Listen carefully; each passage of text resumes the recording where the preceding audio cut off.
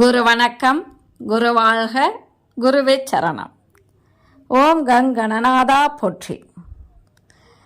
இப்போது நாம் பார்க்க இருக்கும் பதிவானது சக களத்திரம் உண்டா. இந்த சக களத்திரம்னா என்ன, அது யாருக்கெல்லாம் இருக்கும், அதனால் யாருக்கெல்லாம் துன்பம் ஏற்படும் அப்படிங்கிறத இந்த பதிவில் நாம் கேட்டு தெரிந்து கொள்ளலாம். வாருங்கள். சேலத்திலிருந்து உங்கள் ஆஸ்ட்ரோ ஸ்ரீ ராஜ பூங்குடி. இந்த பதிவுகள் எல்லாம் உங்களுக்கு பிடிச்சிருந்தா லைக் பண்ணுங்கள், ஷேர் பண்ணுங்கள். உங்களுக்கு தெரிந்தவர்களுக்கு அவர்களுக்கும் தெரியட்டும்னு ஷேர் பண்ணுங்கள், மற்றவர்களும் தெரிந்து கொள்ளட்டும். அதே போல் கமெண்ட் பண்ணுங்கள். கமெண்ட் பண்ணும்போது எனக்கு கொஞ்சம் உற்சாகத்தை கொடுக்கும்.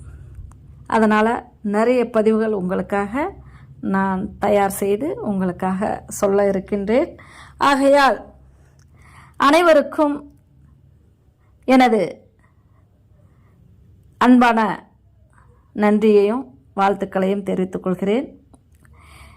நிறைய பேர் தங்களுடைய உற்சாகமான இந்த என்னுடைய பதிவுகளுக்கு வரவேற்பு கொடுத்து ஆதரவு தந்து கொண்டிருக்கும் அனைவருக்குமே என்னுடைய நன்றிகளை தெரிவித்துக் கொள்கிறேன்.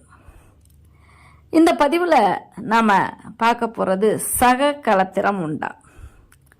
அது என்ன சக களத்திரம் அப்படின்னு தெரிந்து கொள்ள வேண்டுமென்றால் முழுவதுமாக இந்த பதிவினை கேட்டு தெரிந்து கொள்ளுங்கள். சக களத்திரம் என்ற சொல் காலப்போக்கில் திரிந்து சக்களத்தி என்று வழங்கப்படுகிறது. களத்திரம் என்ற சொல் வாய்க்கும் மனைவி அல்லது அவர்களுக்கு வாய்க்கும் மனைவி அல்லது கணவன் என்று பொருள் தரும். சக என்றால் உடன் என்பது பொருள். எனவே சக்களத்தி என்றால் உடன் இருப்பவள், அதாவது மனைவி எனவும் வழங்கப்படுகிறது.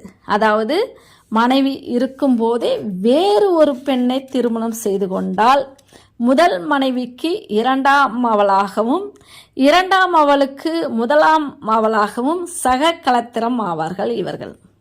இது விஷயம் எல்லோருக்குமே தெரிந்த விஷயம்தான். ஜோதிட ரீதியில் ஆய்வு செய்வதற்காக சற்று விளக்கமாக சொல்கிறேன், கேட்டுக்கோங்க. இந்த சக களத்திர விஷயத்தை பெண்ணின் ஜாதகத்தை கொண்டுதான் பார்க்க வேண்டும். ஒரு பெண்ணின் ஜாதகத்தில் இந்த விஷயத்தை 4ஆம் இடத்தை கொண்டு நாம் ஆராய வேண்டும். 4ஆம் இடத்தை வாகனஸ்தானம், வீடு, மனை முதலியவற்றை குறிப்பிடும் ஸ்தானம் என்பது போல் சக களத்திரத்தையும் குறிப்பிடும் ஸ்தானம் என நாம் இந்த ஸ்தானத்தை எடுத்துக்கொள்ளலாம். இந்த 4ஆம் இடம் ஒரு பெண்ணின் ஜாதகத்தில் பாப கிரகங்களால் பாதிக்கப்பட்டு கெட்டிருந்தாலோ அல்லது பாப கிரகங்களின் பார்வையினால் பாதிக்கப்பட்டு இருந்தாலோ அந்த பெண்ணிற்கு சக களத்திரம் உண்டு. முன்பு கூறிய 4ஆம் இடத்தை சூரியன், ராகு அல்லது சனி பார்த்தால் சக களத்திரத்திடம் வெறுப்பும் அவளால் பலவித தொல்லைகளும் அவர்களுக்கு ஏற்படும். பொதுவாகவே ஆண் பெண் ஆகிய இருவருக்கும் சந்தோஷத்தை குறிப்பிடும் ஸ்தானம் இந்த சுகஸ்தானம் என்னும் 4ஆம் இடம். இந்த ஸ்தானமாக இந்த 4ஆம் இடம் விளங்குகிறது. இந்த சுகஸ்தானாதிபதி பலன் தரவில்லை என்றால் கணவன் அவளை விட வேறு யாரிடமோ அதிக பற்று கொண்டுள்ளான் என்பதுதான் நாம் பொருளாக எடுத்துக்கொள்ள வேண்டும். முன்பு கூறிய சக களத்திர விஷயத்தையும் கணவனின் தவறான தொடர்பையும் 4ஆம் இடத்திலிருந்து ஆராய்ந்து தெரிந்து கொள்வது போல 12ஆம் இடத்திலிருந்தும் ஆராய்ந்து தெரிந்து கொள்ளலாம்.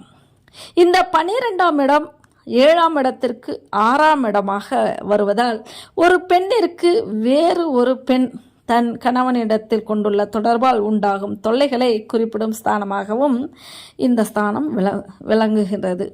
ஆக இந்த 12ஆம் வீட்டு அதிபதியின் ஆதிக்கம் அதிகமானாலோ அல்லது 4, 7 அதிபதிகளுடன் சேர்ந்தாலோ அல்லது 4, 7 ஆகிய ஸ்தானங்களில் இருந்தாலோ ஒரு பெண்ணின் நிம்மதியான இல்லற வாழ்க்கை வேறு ஒரு பெண்ணால் பாதிக்கப்படுவது உறுதி. மேலும் கணவனும் மனைவியும் பெறும் படுக்கை அறை சுகத்தை குறிப்பிடுவது இந்த 12ஆம் இடம். அதாவது பெண்களின் ஜாதகத்தில் மட்டும் பார்க்கலாம். எனவே இந்த 12ஆம் இடம் பாவக்கிரகங்களால் பார்க்கப்பட்டாலோ அல்லது பாவக்கிரகங்கள் இந்த வீட்டில் சேர்ந்து இருந்தாலோ சக களத்திரத்தின் தொல்லை அல்லது கணவனிடம் தொடர்பு கொண்டுள்ள பெண் அல்லது பெண்கள் அந்த பெண்களிடமிருந்து தொல்லைகளை அவர்கள் அனுபவிக்க நேரிடும்.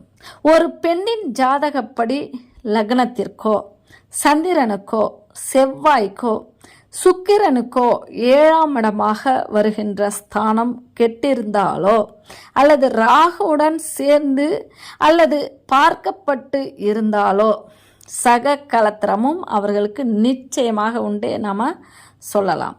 அவளால் தொல்லையும் உண்டுன்னு நம்ம சொல்ல முடியும்.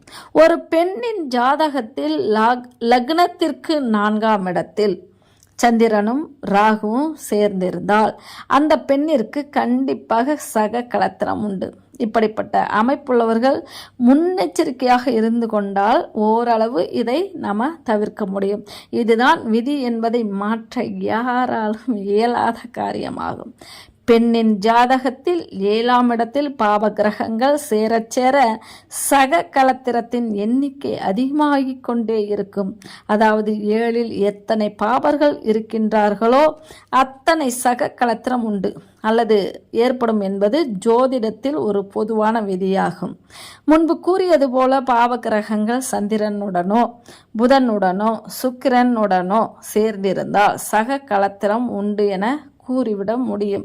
ஆக இதுவரை நம்ம கேட்ட கிரக அமைப்பை கொண்டு ஒரு பெண்ணின் ஜாதகத்தில் அவளுக்கு வேறு பெண்களால் இல்லற வாழ்வில் தொல்லை உண்டா இல்லையா என்பதையும் கண்டறிஞ்சு கூற முடியும்.